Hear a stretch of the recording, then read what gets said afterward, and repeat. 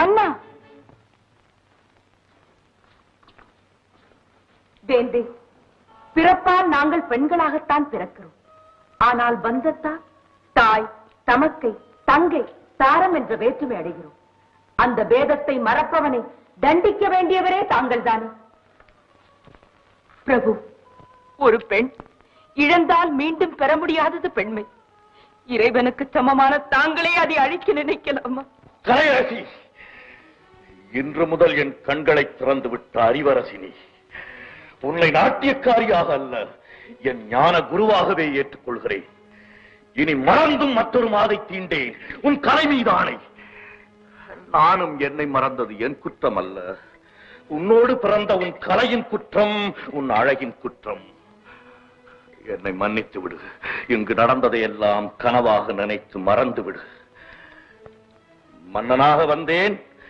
மானம் மரபு அழியும் நேரத்தில் உன்னால் திரும்பி மீண்டும் நல்லவனாக செல்கிறேன். அதற்கு வழிகாட்டிய தெய்வமே, நீ வாழ்க, நின் கலை வாழ்க.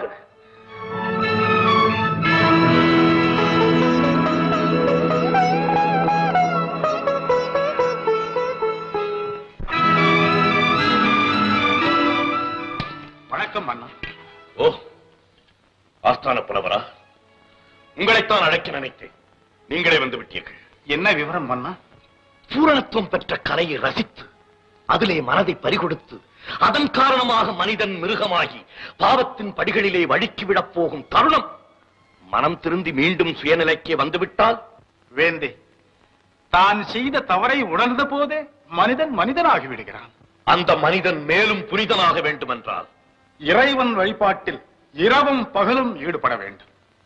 இறைவன் வழிபாடு, அதுதான் அதற்கு சரியான பிராயச்சித்தமோ? இதயத்தை தூய்மையாக்க வேண்டும் என்றால் இறைவன் வழிபாட்டை தவிர வேறு வழி?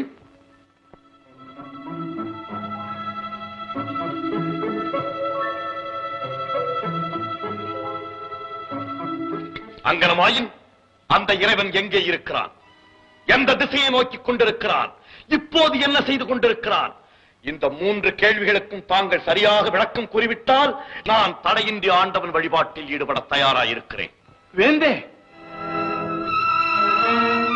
இது என்ன கேள்வி?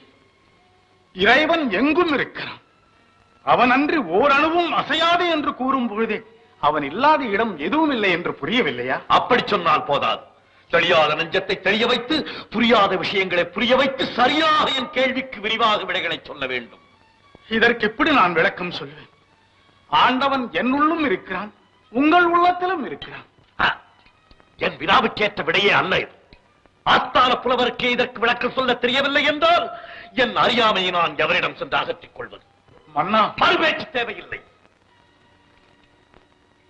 இன்று ஒரு பொழுது அவகாசம் தருகிறேன். நாளை காலை சபைக்கு வந்து என் கேள்விகளுக்கு விடை கூற வேண்டும். வேந்தே, வருகிறேன். தயவு செய்து சபையில் சந்திப்போம். ஒரு வார்த்தை. வணக்கம்.